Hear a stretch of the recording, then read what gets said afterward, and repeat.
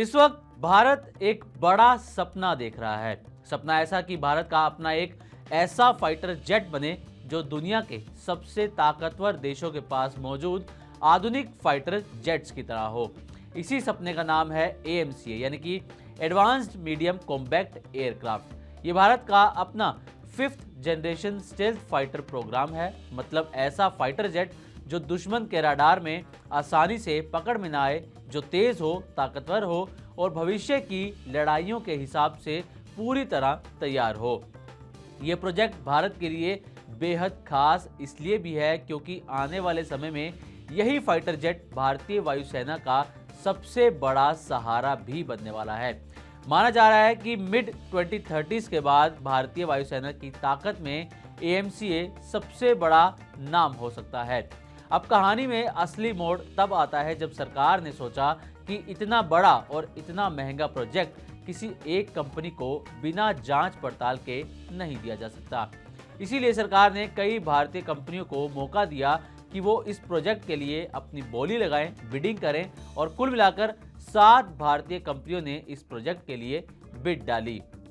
सबको लग रहा था कि इस रेस में सबसे आगे HAL यानी कि हिंदुस्तान एरोनॉटिक्स लिमिटेड रहेगा, क्योंकि HAL पहले भी भारत के लिए कई डिफेंस एयरक्राफ्ट्स और फाइटर जेट्स बना चुका है। लोगों को ये लगभग तय लग रहा था कि AMCA जैसा बड़ा काम HAL को ही मिलने वाला है, लेकिन यहीं पर कहानी पूरी तरह पलट गई। सरकार ने सबसे पहले सभी कंपनियों की टेक्निकल स्क्रूटनी की। इसका मतलब ये हुआ कि कंपनियों के नाम या पहचान के आधार पर नहीं, बल्कि उनकी असली क्षमता के आधार पर जांच की गई। देखा गया कि किस कंपनी के पास एयरक्राफ्ट डेवलपमेंट का एक्सपीरियंस है, किसके पास इंजीनियरिंग है और मैन्युफैक्चरिंग की ताकत है, किस कंपनी के पास टेस्टिंग और प्रोडक्शन को संभालने की क्षमता है और किसके पास फाइनेंशियल स्ट्रेंथ मजबूत है। इसके साथ साथ सरकार ने एक और महत्वपूर्ण बात देखी जिसे कहा गया ऑर्डर बुक। इसका मतलब होता है कि किसी कंपनी के पास पहले से कितना काम पेंडिंग है, क्योंकि अगर किसी कंपनी के पास पहले से ही बहुत ज़्यादा काम होगा तो AMCA जैसे प्रोजेक्ट में देरी होने का खतरा बढ़ जाएगा। इसी वजह से ऐसे बिडर्स को डिस्करेज किया गया जिनका ऑर्डर बुक बहुत बड़ा था, जिनके पास ऑर्डर्स पहले से बहुत ज़्यादा थे।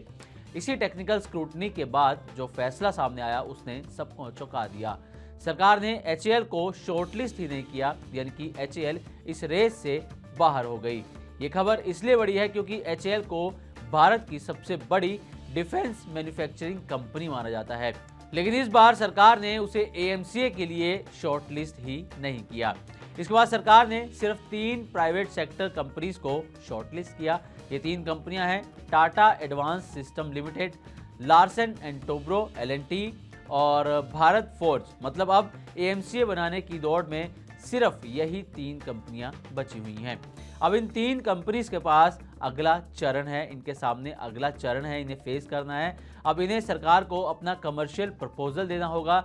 कमर्शियल प्रपोजल का मतलब है कि कंपनी बताएगी कि वो प्रोटोटाइप्स बनाने में कितना खर्च करेगी, कितने समय में काम पूरा करेगी और प्रोडक्शन को कैसे संभालेगी।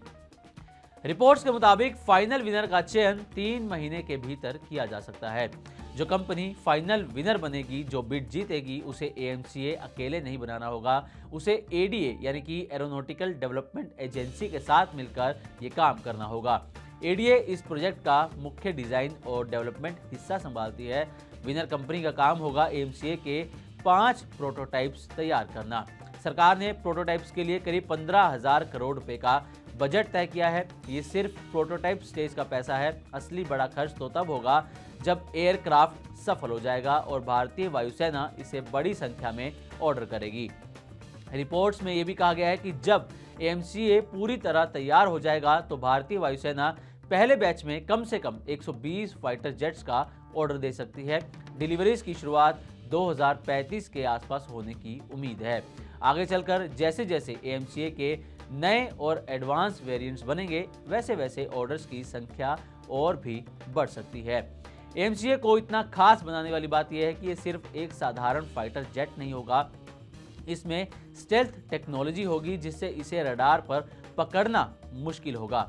इसमें AI इंटीग्रेशन होगा जिससे लड़ाई के दौरान जेट और पायलट की डिसीजन मेकिंग कैपेबिलिटी मजबूत होगी। इसमें लॉन्ग रेंज स्ट्राइक कैपेबिलिटी होगी ताकि ये दूर से ही दुश्मन पर हमला कर सकें। इसके साथ साथ ये फाइटर जेट फ्यूचर में अनमैन्ड सिस्टम और ड्रोन के साथ मिलकर युद्ध करने में भी सक्षम होगा। यानी एक तरह से ये अकेला नहीं बल्कि पूरे नेटवर्क के साथ फाइट करेगा।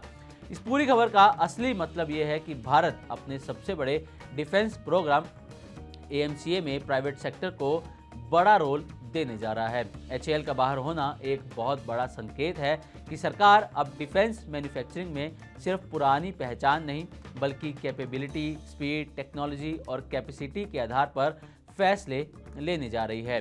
टाटा, L&T और भारत फोर्ज जैसी कंपनियों को शॉर्टलिस्ट करके सरकार ने साफ कर दिया है कि अब भारत डिफेंस सेक्टर में प्राइवेट कंपनीज को भी बराबर की ताकत बनाने जा रहा है।